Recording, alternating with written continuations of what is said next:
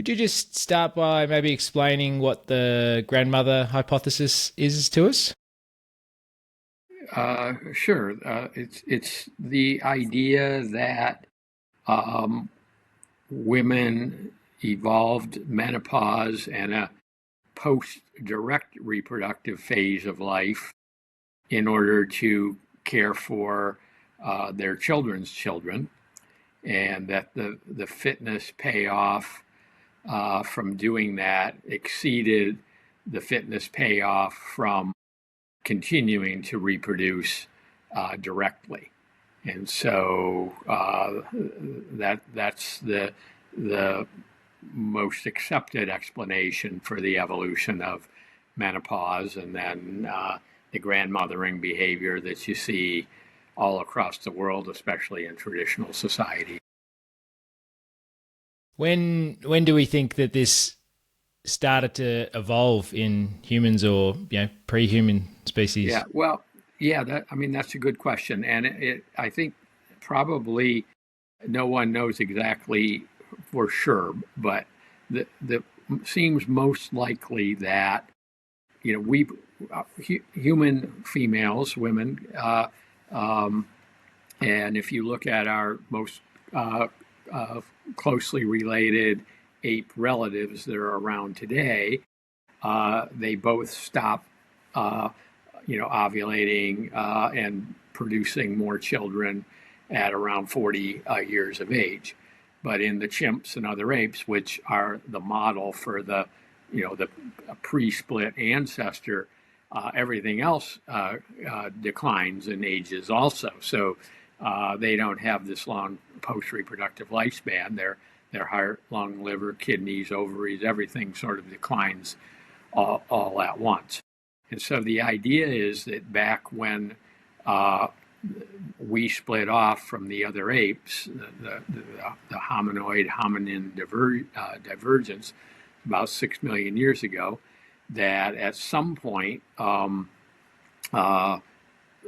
we were the females that were around at that time in the common ancestor increasingly were able to be helpful to their children that they've already produced, and eventually that kept natural selection stronger for longer, and that held off the ravages of aging or senescence, which allowed them to live longer and longer, eventually long enough to be around when their first children started having children. So that was the grandmother thing then, and that's the best way to help your first children and then second children and so on, is to be there to help to raise those little ones that come along. So it probably all started back shortly after the split, but we don't know precisely the timing of when females were living long enough to actually grandparents. We know it had happened long before 300,000 years ago with the emergence of Homo sapiens. It was probably the estimates, if you go back at least 1 million years. We have a pretty good idea of how long maximum potential lifespans were in the past, and the reason we have a pretty good idea is because they correlate well with brain to body size ratio and with tooth eruption, and those things fossilize. So we can look at all the apes that are around today and say, this is the brain to body size ratio, and then we can just project back and say, well, this is what it was, for Homo erectus, say. And so we can calculate that Homo erectus probably had a maximum lifespan, almost as great as ours, around 1 million years ago or so. So we expect that there's been grandmothering for a long, long time, even though I can't tell you whether it was 4 million years ago, 6 million years ago, or just 1 million years ago. So yeah, no, a bit hard to go into the crystal ball that long ago. Yeah. Now that sort of flows into some of your very sort of early research that you were doing, and looking at sort of different cultures around the world. So what did you see specifically when you were doing some work in Micronesia that I guess prompted you to reconsider some things, and especially the cooperative childcare and the sort of Sure. kinship networks? Yeah, well, I was a young graduate student looking for a problem to try to help solve, and one of the things that uh, uh, was popular at the time was a study of the so-called demographic transition, the fact that nowadays in modern industrial societies, we aren't having nearly as many children as we used to have. Uh, uh, uh, Many of the modern societies around today are below replacement level, as I'm sure you know. And but back, if you go to a traditional society, you ask people how many children they want to have, and they look at you like, "Well, duh, as many as possible." So there's this transition in what they were calling at the time demand for children, and that's the demographic transition. And the most popular hypothesis back then was that uh, basically was that it was called the wealth flows hypothesis and the old age security hypothesis. It was the idea that in traditional societies, children essentially make you rich and begin to uh, uh, give you more resources than they take after a certain age. Um, but that and so so it would make an economic sense to say when that switched, when all of a sudden we got to pay for college tuition and do all the other things we do in modern societies, all of a sudden kids become more expensive, and so wealth flows were said to switch from children up to their parents, up to parents down to the children throughout life, and so that changed the demand for children. And people didn't want to have nearly as many because they no longer made you rich. Well, that idea never made much sense from an evolutionary point of view, because it seemed to be suggesting that we live as long as we do in order to economically exploit the children that we've already have. And so the data that the demographers and economists had been collecting that sort of supported that idea, I thought was very weak, because it was survey data where they would go into a traditional culture and say, hey, why do you want to have as many children as you do? And like I said a minute ago, they'd look at them like, what? Of course we want to have children. And so then I thought they probably were teasing out answers, telling them, well, do you have them because you want them to take care of you and blah, blah, blah. And they often got the yes answers, but I didn't believe it, because it just didn't make sense, again, that we would live as long as we do to be burdens on our children. So in any case, I wanted to go and look at actual behavior. So I had this idea in mind from some evolutionary biologists saying that that older people were reproductively useful indirectly by being helpful. I had that in mind, and so I went to Ifaluk, was a little atoll in Micronesia. Had about 450 people on it. It's only about a quarter square mile of usable land area, and I thought, well, these people are kind of they're friendly. There's not a lot of diseases like malaria. Some of them speak English. They're trapped by the Pacific Ocean. They're a captive audience. My wife and I, Laura Betsy, we could go there and look at actually what people of all ages were doing. And so we did sort of what was called behavioral scans, where we'd walk around and just record at certain times a day what people were doing. We got to know them, and we'd walk by and see that, Grandpa so-and-so was showing his little grandson how to make,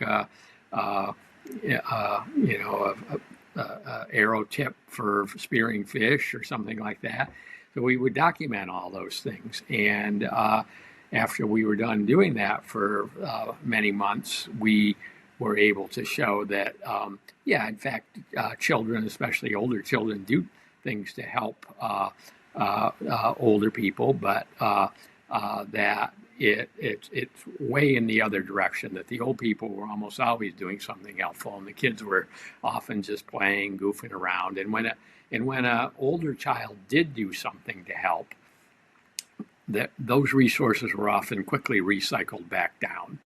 So I was the first person to empirically demonstrate, along with my wife Laura Bessig, that resources did flow downwards in a traditional society, and that old people were helpful, and that also showed that firstborn daughters were very helpful. If you had a daughter as your first child, they got to a certain age where they were helpful, and so you went on to have a bigger family if you had a firstborn daughter.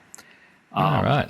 So my data was the first to show that, but I was not working in a hunter-gatherer society. So others, friends of mine, Kristen Hawkes, Hilly Kaplan, Kim Hill, Maggie Hurtado, people working in hunter-gatherer societies, soon were on the case, and they collected a lot of corroborating data.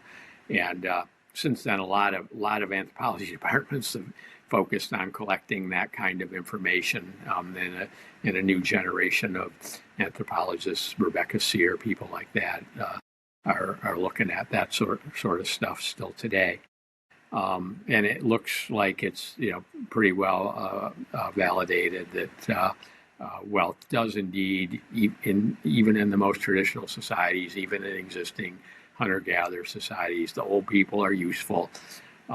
We don't have, in those types of societies, we don't have the lingering, incapacitated periods that we find in modern societies where, where old people can be kept alive on machines and whatever, for years and years, and probably they are a burden in our societies in many cases. But in those traditional societies, they're helpful until near the very end of their life, and then they're gone, and everybody's sad about it. But life goes on, So that's what brought us to Ifaluk, a wonderful group of people, just really, really wonderful parents, and we learned a lot from them.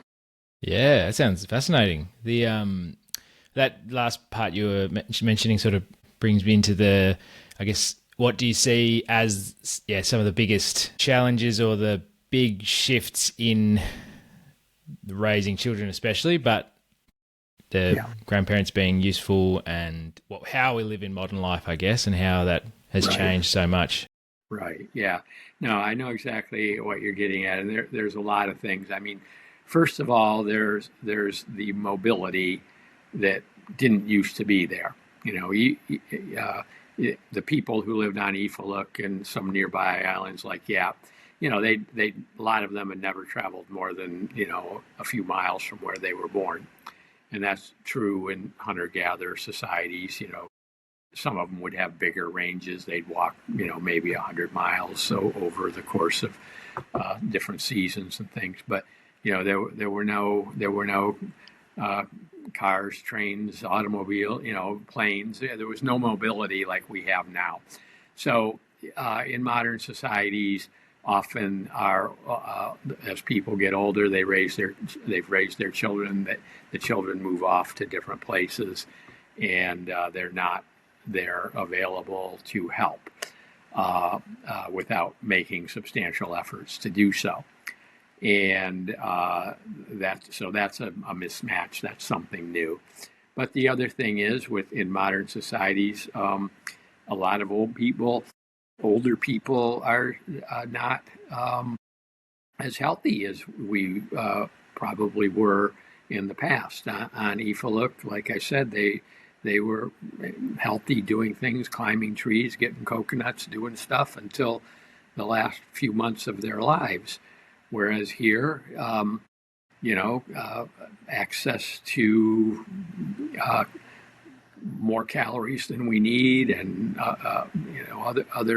other things that are not healthy for us, lack of exercise. Again, you don't have to walk miles and carry heavy things and do all that just to keep yourself alive like you did then. You just have to drive through the drive-through, at the fast food place, and many people have kind of lived that lifestyle for a long time, and so even if their grandchildren are close, they're really not as positioned to do a lot of helpful things as they once were. So those are two of the big ones.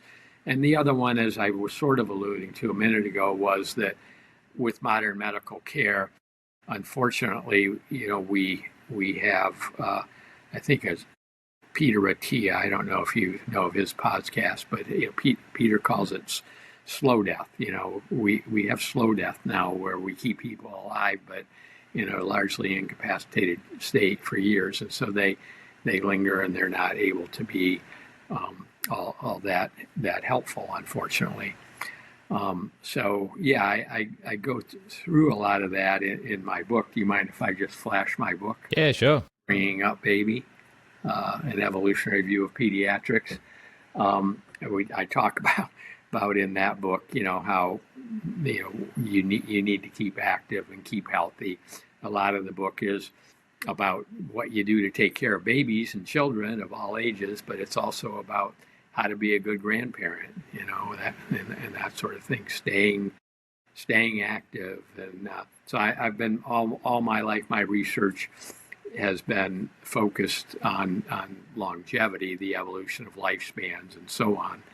And I'm still working on that. And so, again, that's sort of the connection to the grandmother hypothesis. Is I wanted to explain why we live as long as we do, and it's because selection was stronger for longer, because we stayed useful for longer. And so those are some of the reasons why life is different for parents now.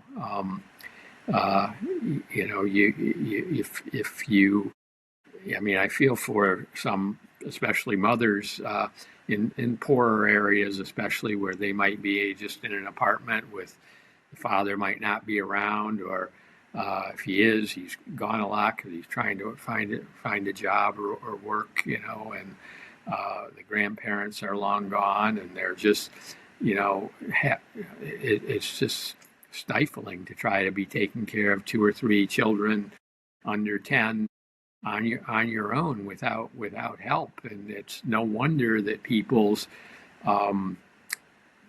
desire to have a lot of children is declining in that situation. If you have a lot of help, you have grandma and grandpa around, or other relatives around, or friends, there are communities that can help. And even good daycare systems can take some of the pressure off. There are bad daycare systems where they're overburdened too, and those aren't good for children. They're not, they're a mismatch too. But a good daycare system with children of different ages.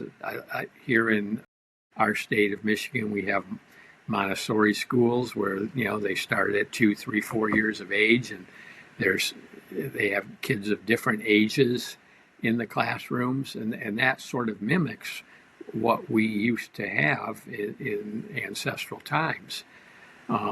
It's a bit of a mismatch, a lot of the ways things are done, to stick 200 13-year-olds into a school building, that's not ever the way it used to be. We would have older kids, younger kids. They would help each other, teach each other.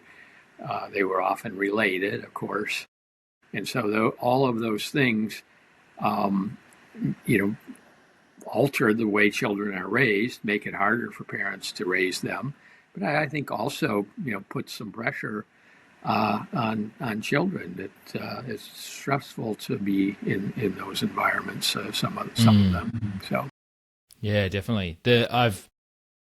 Point you raised a little while ago, but a big thing since having got a 2.5-year-old son, and then we've got another baby due in about 6 weeks' time, actually. So big, like younger, you don't really think about it, but just taken for granted having grandparents close by when the kids come along. It's such a such a an asset, and it helps so much. And it's not just a one way thing. You see the relationship that the young children start to form with those Yep. grandparents, and it's really wonderful to see that bond and that connection.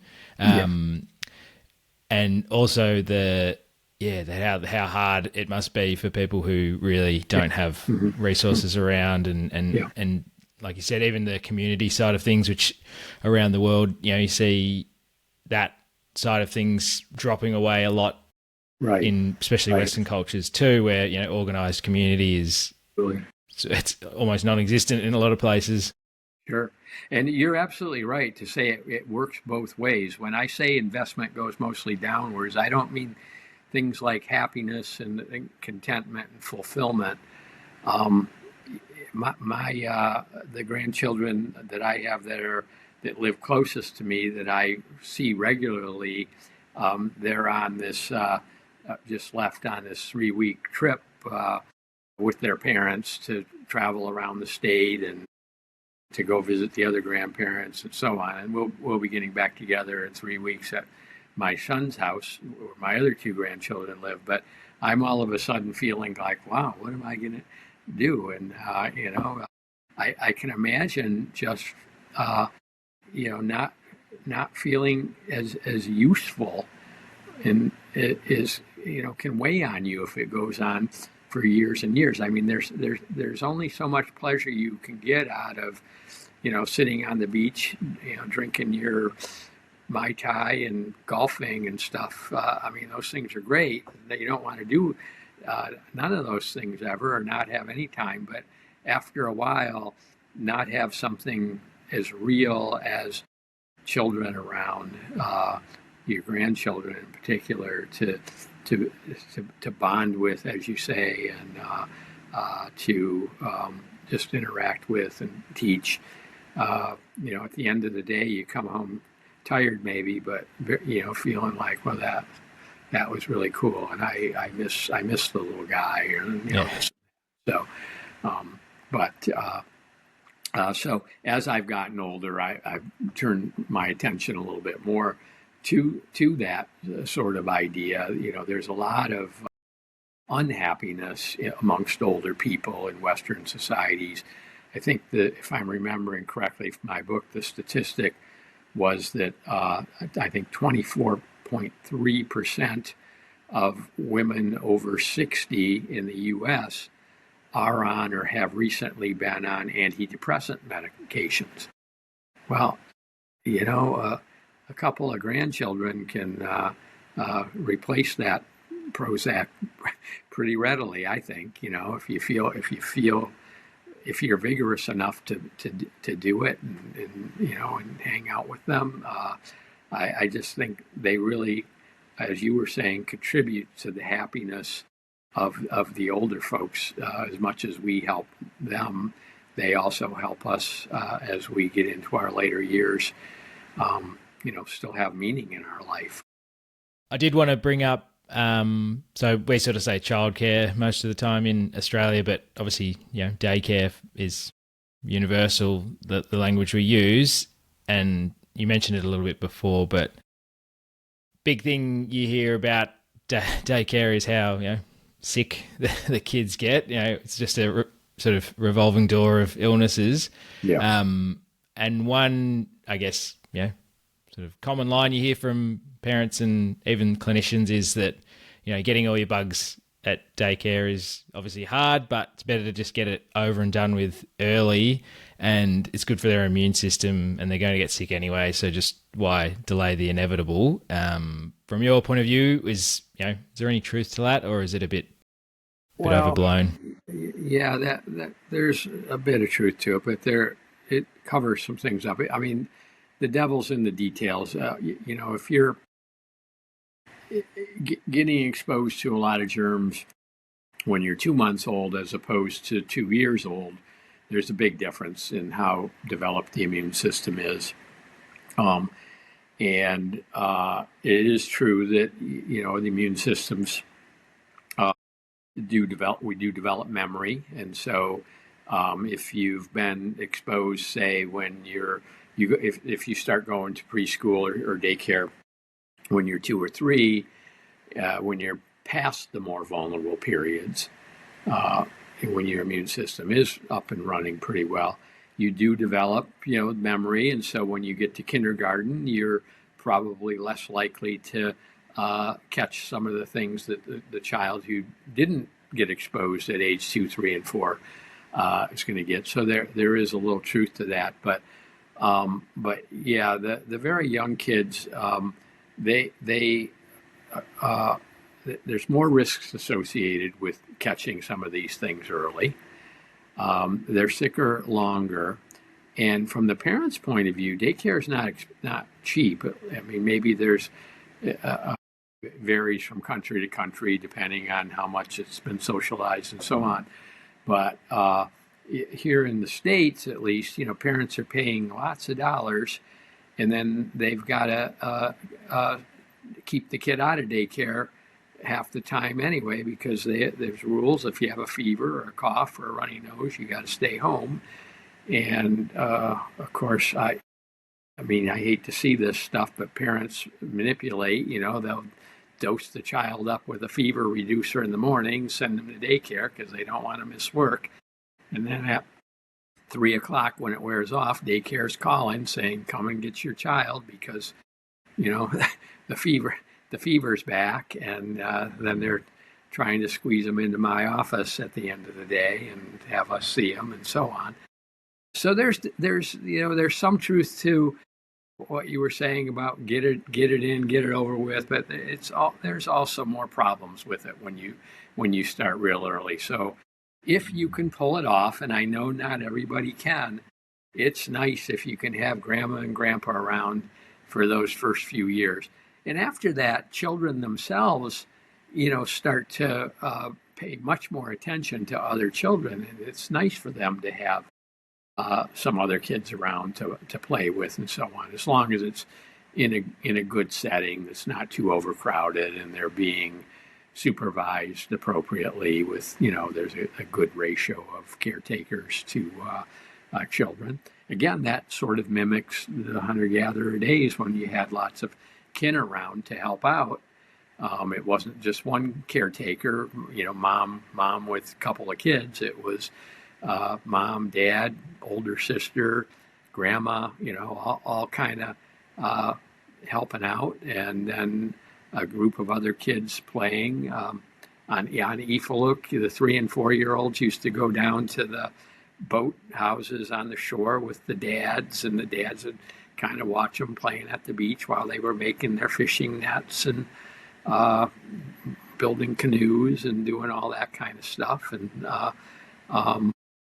that's the way children played and were entertained and supervised and learned the skills of their culture along the way.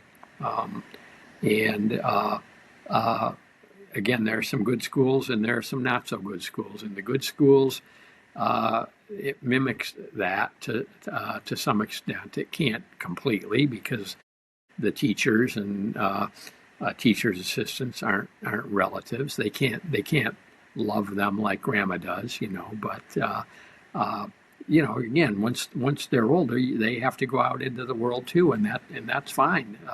I'm not suggesting to anybody that we want to all become hunter-gatherers again. We can't do that, and we won't do that. But we can try to think about and design our schools and our child care in a way that at least partially mimics the way we evolved to count on things happening. Humans, if anything, are flexible, and so we manage to adapt to a lot of different circumstances. Even terrible circumstances of war and that kind of stuff. It's amazing to me that some of them. There's obviously more problems, but people get through it. But we can certainly make life easier and more enjoyable, I think, if we learn some lessons from our evolutionary past. Yeah, I agree. What if you had the power to make some changes from a practical standpoint, specifically at schools, I guess, what would be the first sort of steps you would take to make it a bit more of that sort of not hunter gatherer exactly, but you know what I mean? I would like to see the more age groups interacting together more often, and spending as much time outside as possible, being a little bit more free form in our education, letting kids follow their interests more. In traditional schools, at least in the States here, we have this growth of a population and diagnosis of what we call ADHD kids, and they get labeled as sort of abnormal, but in most cases it's just that they are more active learners. They like to be outside. They are not as inclined as some children are to just sit there and pay attention when something's boring to them. Those are the kids who in a hunter-gatherer society might be off hunting, whereas the kids who were able to sit there at their desk and do the teacher's bidding were more likely to be maybe back at camp, fashioning tools or something like that. There was more room for different styles of learning, different styles of different brains, different capacities. I like to explain it in terms of sports. If you're 5'6", you might be suited more for the soccer team than the basketball team, or so on. And we all learn in different ways, and I would like to see more flexibility, and you get that, I think, automatically when you start mixing age groups a little bit. The child who's really interested in science, who's maybe 7 or 8, can go hang out with the 11-year-old who's already doing some pretty cool scientific stuff and can learn from the 11-year-old. And also more and more for our mental health, we're learning that it's good to be able for kids to be able to get outside and be active. We've pared back some of the physical activity and recess and that stuff that we used to have when I was a child. The pandemic with the COVID thing really hampered that a lot. I think we're getting back to it, but I would like to see more of that. I think schools that emphasize outdoor activities and playing and letting kids organize themselves some things were good.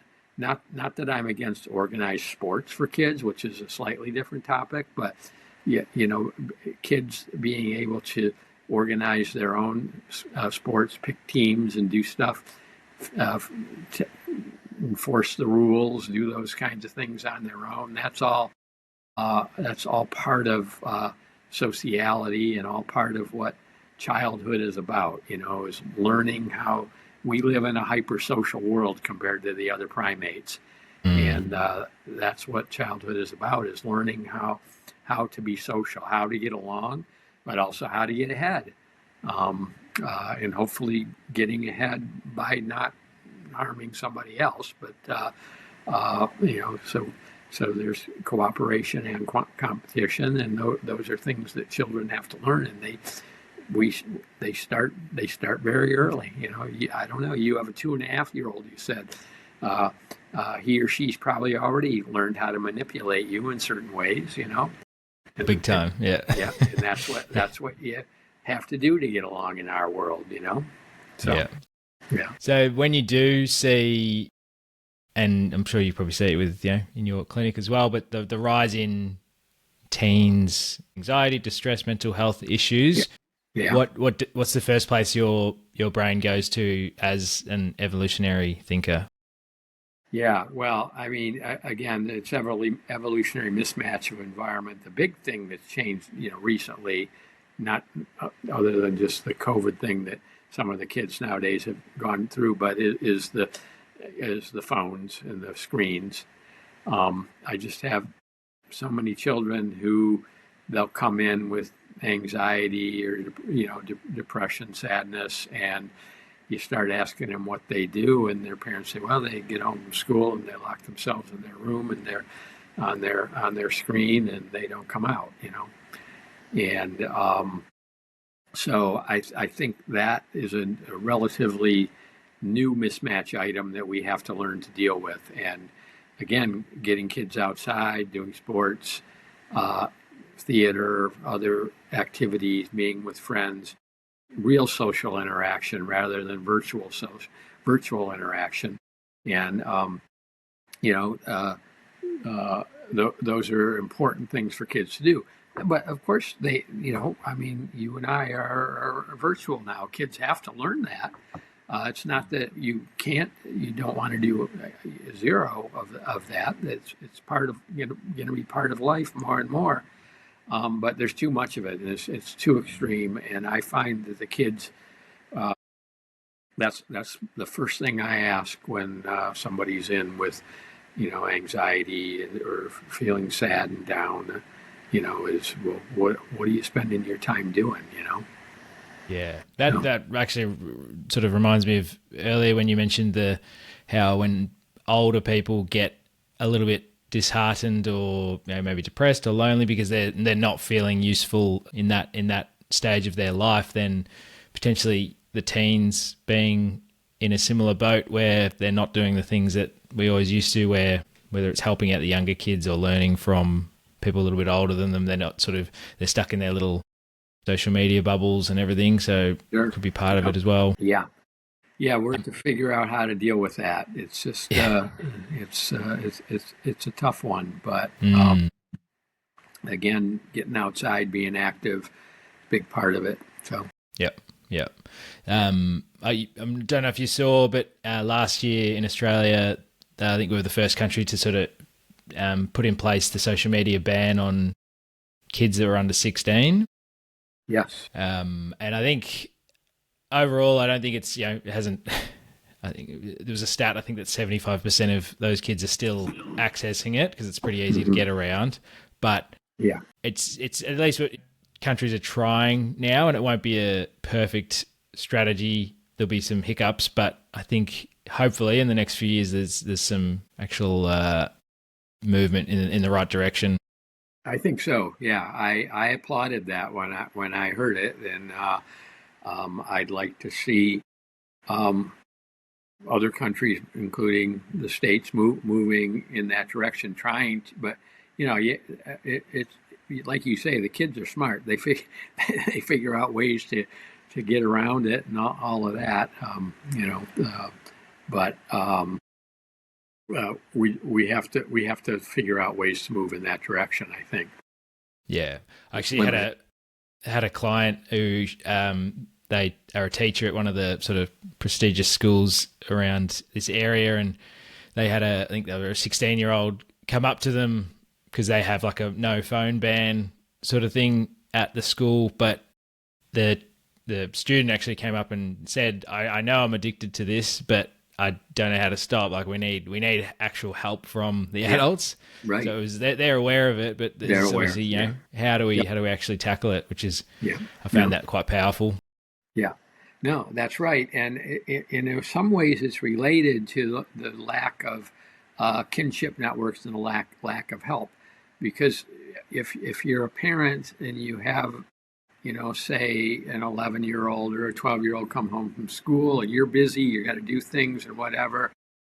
All right, they're in their room, they're safe, they're on their phone, okay, whatever. Um, yeah, if you had more help around, you could say, get out of your room, let's go out and jump on the trampoline or do some other stuff, go for a walk in the woods. Let's yeah, it all kind of feeds back on itself. um, I know when I'm talking to parents in the exam room and the child who is telling me that she, hasn't left her room basically in weeks, and the parents, I can tell they're feeling guilty about it, but they're busy and they don't have a lot of help, and it's easy for them to fall into that trap. And so the more we can do to I'm on this bandwagon of telling grandparents it's good for you and it's good for the kids, and why don't you move back, to where your kids live? And it's hard. I mean, people have moved off and they're separated, and the kids, if you have two or three of them, one might live in one area and another in another area. It's hard, but making the effort is very, very important, I think, and it would be so good for everybody. It's not a magic bullet, and there is not one thing that's going to fix everything, but I think that's a really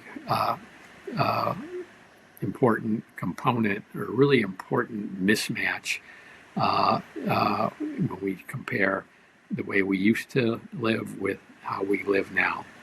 And although we are flexible, like I said, as a species, our brains have evolved to count on certain things happening, certain inputs, and that sort of thing. And I think some of those inputs we're getting virtually online are not the right inputs. Going into, I guess, some of those very, very early inputs, and whether you think there's any link to the health later on, but sort of infant sleep is a big industry all over the world. Like, what's the right thing to do? How do I get my baby to sleep? If you sort of strip away all the sleep advice and the Instagram sort of hot topic sort of things, what does it actually look like for normal infant sleep evolutionarily, and how far away are we from that at the moment? Yeah, I mean, well, first of all, I mean, it's a very personal decision about whether you bring baby into bed with you or whether you don't. But I think you certainly don't want to have lock baby in a room down the hall and just baby will cry, baby will learn eventually that nothing works, and they just kind of give up on you. And that's one way to get sleep for everybody, but I don't advise that. In the States, the American Academy of Pediatrics is very much against co-sleeping, and I think that they don't have good grounds for being as adamant or strict about it as they are. I think that we until very recently in human evolutionary history, everybody co-slept. Primates all co-slept. That was just the way it was done. And of course, infant mortality was high back in the day, in hunter-gatherer traditional societies. But nobody's come up with evidence showing it was high because of co-sleeping. It's high because of diarrhea, illnesses, and other things like that. But I look to the countries in Europe and Asia where they're doing co-sleeping more, and in Japan, for example, they've been doing it. The majority of people for a long, long time, and they actually have half the infant sudden deaths that we do in the States. Oh wow! So my view is that if you want to co-sleep, co-sleep, but there's dangerous co-sleeping and there's safe co-sleeping, and you got to do it the safe way. If it's done safely, it can actually be easier for everybody to get sleep because mom just kind of rolls over and does what a German anthropologist I know calls breast sleeping. And if you're doing it wisely, it can work out best for everybody. But of course, if you're trying to do it on a couch or something where baby can get trapped in the pillows, or if you've taken drugs or sleeping pills or got drunk or whatever, then it's dangerous co-sleeping, and you don't want to do those kinds of things. But done safely, I think it can work very well. And as I said, it's the way it's been done, for millions and millions of years, even before we split off from the other primates. So it's really something that our brains and even our anatomy have evolved to count on. When babies are placed alone by themselves, just told to lie on their back in a bassinet, we get some flattening of the head, and we get some torticollis because they're not moved into different positions, so the neck muscles develop asymmetrically sometimes. Those are anatomical problems that occur as a side effect of not sleeping the way we used to sleep with our babies. And again, I don't want anybody who's drinking a fifth of alcohol sleeping with their baby, but if you do it safely, the statistics show that it's actually not quite as bad as some of the as the American Academy of Pediatrics, for example, says it is. But again, as I said, I'm not telling anybody what they have to do. It's a very personal decision, but the evidence against it is not as strong as I think it's presented as sometimes. What do, say, countries like Japan that sort of it's very normal? What do if any, the sort of pediatric societies over there, what are their sort of recommendations, and how do they, practice I don't know safe the answer sleeping? to that. I'm not sure what they're saying. I can imagine that they're not against it because most people do it. There in Japan, at least in the not too distant past, there was more sleeping on mats and futons and things, which, again, if you're on a big fluffy bed with lots of heavy comforters and stuff, may be a little bit more dangerous. But I would suggest to like a dad who's going to have their first baby and they're worried about things like this, buy yourself a 10-pound bag of potatoes and put it in bed with you, and see if you really are going to sleep on top of that. You're probably not going to.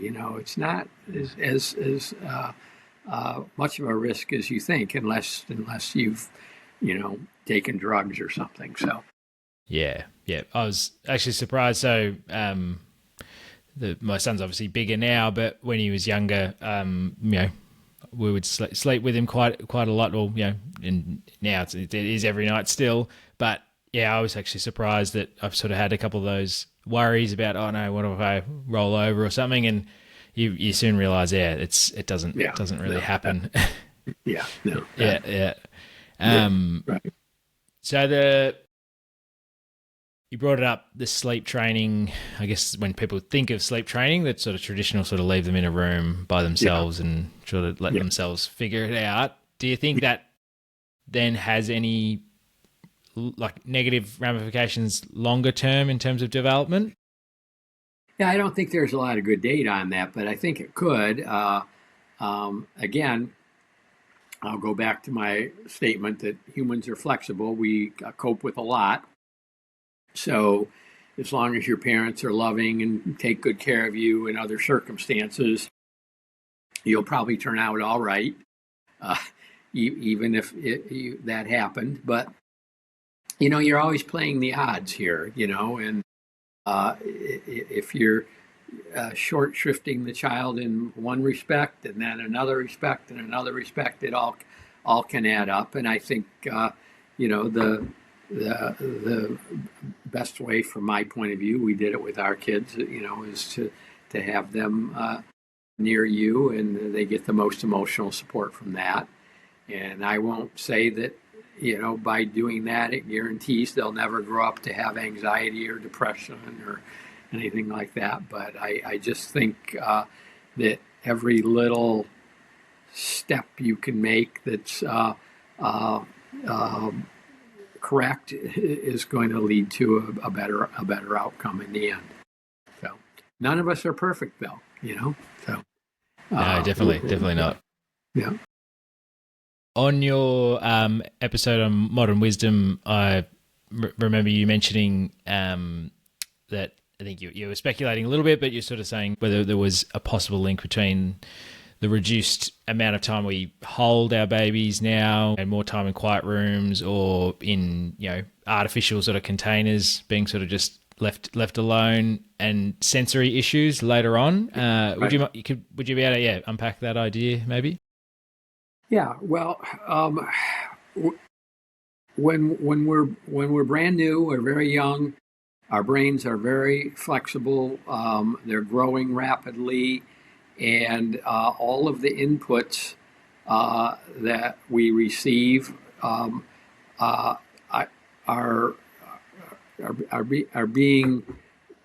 helping to model that brain and helping to model our psyches.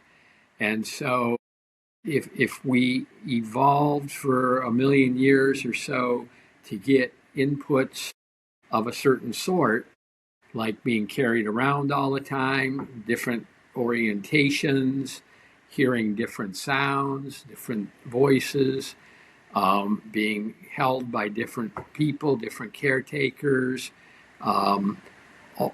If we take away those inputs, I think there's a reasonable basis for thinking that some of the sensory issues that children have these days could result from some of those altered inputs. Nobody's really, I want them all to read my book and or listen to Chris Williamson's Modern Wisdom podcast, maybe design more studies to do that sort of thing. But I think there's a good reason to think that that our mental state depends on those types of inputs as much as, say, our physical state. If you grow up for the first 5 years of your life not getting any physical exercise, that's going to affect you for the rest of your life. You may be able to overcome some of it or retrain and redevelop muscles and things, but it's a handicap. It makes it harder. And I think that we don't view these mental inputs and sensory inputs quite the same way we view, say, dietary inputs or activity inputs, exercise inputs. But I think there's just as much of a logical reason to expect the sensory inputs and positional inputs of various sorts and the language inputs of various sorts to be less than optimal if we're not doing the inputs the way we used to do it more in the past. I think our brains are designed to accommodate that, and that's what they're looking for. Just like we're designed to be active. If we're not active and we just sit, we end up unhealthy physically. And I think if we don't get proper inputs, especially early, we end up unhealthy mentally. But again, that's fairly hypothetical, as you said at the beginning, but I think it makes good logical sense. Yeah, I would agree. Like you said, I'd be keen to see some research into it as well, but it seems to make sense on face value. If we assume correctly there, then how could a modern family, try and be a bit more, I guess, sensory healthy in that early environment for an infant? Yeah. Well, again, it starts probably with some co-sleeping, or at least having the baby in the bassinet right up against the bed next to you. But it proceeds by holding your baby a lot. In the States, in a lot of Western societies, it's just sort of a lost art of holding babies. You hold babies, you walk with them, you talk to them. Doing that in the first months and years is very important. Having them come along with you as much as you can when you're doing things. I mean, we obviously go to places now where the children are not welcome. They're probably not welcome at your job, and a lot of people, that you have to deal with that. But if you have other helpers around, having children interact socially with them as much as possible is just the way to go, I think. Yeah, I find it interesting too. With that seems, I might be wrong, but it seems that only recently there's been the more of a push to actually get, especially when the baby's very, very young, is getting that skin to skin contact going, and that seems like it should be just a no brainer, but it seems like they've only just been pushing that a bit more recently. Yep. No, absolutely. I think so. And, baby's vision is best from breast to eyes when they're little, for the first couple of months. And so holding your baby and breastfeeding the baby, or even if you're not breastfeeding, having that position and looking at your baby and talking to your baby, those are all very, very important inputs that some babies are missing out on. If you give your baby a bottle and prop up the bottle and walk into the other room while you're cooking dinner, that's something that baby's missing out on. So again, it's not that you have to be in 24/7 contact, but the more you can be in contact, the more babies around participating in a sense, I think the better. There are, this is a little off the wall, but there's some strange. If you look at other primates, they don't have the white conjunctiva, the whites of their eyes. It's all dark, so you can't see very well what a chimpanzee's looking at. You can't see. But in humans, we have the white, and that allows baby to follow us. Whatever mom's looking at, baby can see and baby can look. And babies really cue into mom's eyes and grandparents' eyes and so on. And I think that is there just for that reason. We evolved that just in order to facilitate that face-to-face, eye-to-eye contact. Very early on in infancy, babies really tune into that kind of stuff. Yeah, I actually did pick up on that literally a couple of days ago. We were watching, I think there's a new David Attenborough gorilla documentary on Netflix, and when it was having the close-ups, that was something I actually picked up on, was how the eyes are essentially not the whole same color, but none of that white, so it's a bit trickier to see where they're looking. Yeah, interesting. That's right. Yeah. I see in my practice, that even young babies, I'll be looking at them and, playing with them, trying to examine them and so on. And they're looking at mom or dad, looking for reassurance. If mom and dad are happy and smiling, and, then I'm okay. If mom looks apprehensive or scared, the baby's likely to start crying. They really cue in. They learn to be social very, very early on, and that's what childhood is about. And if we change their social environment too dramatically from what it was in the past, I think that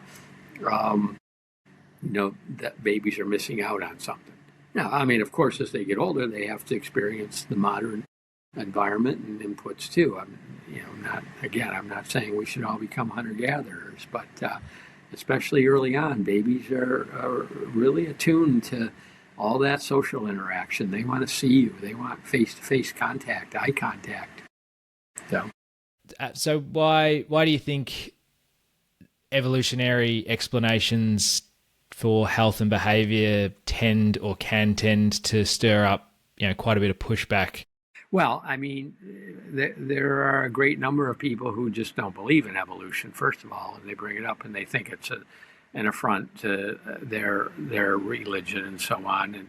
And it's sort of strange, because I know some evolutionary biologists who are pretty religious people, and I think what they think is that God or something made the rules, but science tries to figure out what the rules are and how things work, and so we can have some common ground, even if you don't really want to embrace evolutionary biology. You can still understand good design. We can disagree on who the designer is or what the designer is, but I think that there's some pushback just because of that. People just automatically, red flag evolution.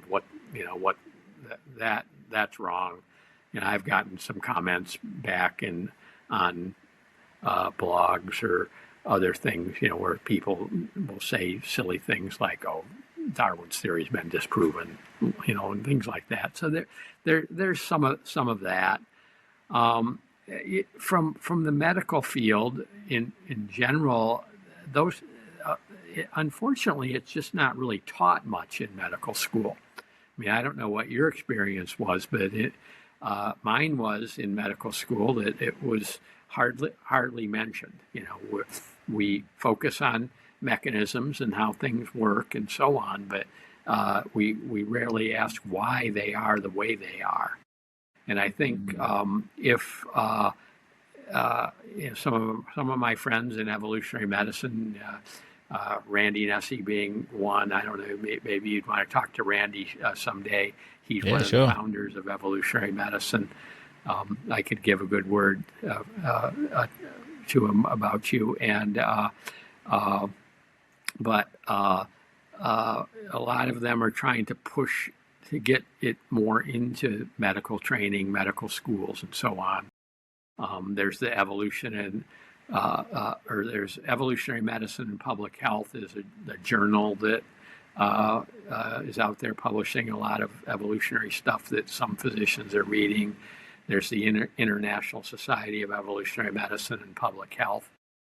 They're about to have a meeting in Germany, which I'm sorry I'm not going to, but I try to go to most of them. But so we're trying to work our way into the mainstream a little bit more, so we don't get that automatic pushback. But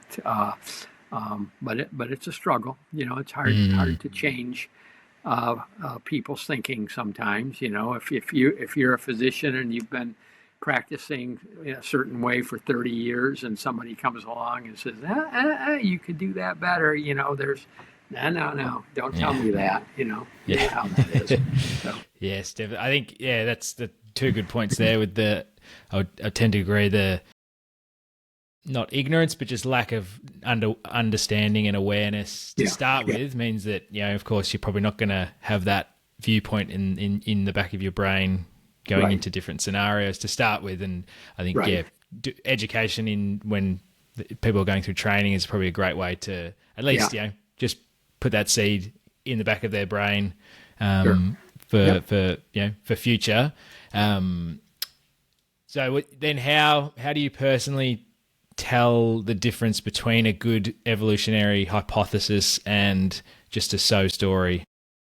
Yeah, well, I mean, in science, it all has to come down to evidence eventually. But there's an art to being a good theorist too. Not just in evolutionary biology. I think it was Einstein said imagination is more important than knowledge. That's a little self-serving because he was a very imaginative guy, a theoretical guy. He wasn't an empiricist. But ultimately it has to come down to studies and evidence, but you have to get good ideas out there. Science is a two-sided coin, right? It's ideas and evidence, theory and evidence, hypothesis and tests. You have to be able to make good predictions. You can't just, a just so story is you just assume it's true because you think it's a good story, and you can't, we want to avoid that. We want to be good scientists. But the problem is in traditional medicine right now, or I should say mainstream medicine, it is that, we're so focused on mechanisms and, laboratory stuff and all of that sometimes we don't ask that why question.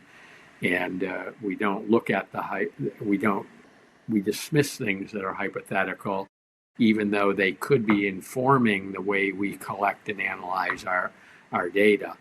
And so it's a balance, and just getting the ideas into the heads of young people, young medical students and residents and so on is going to be important.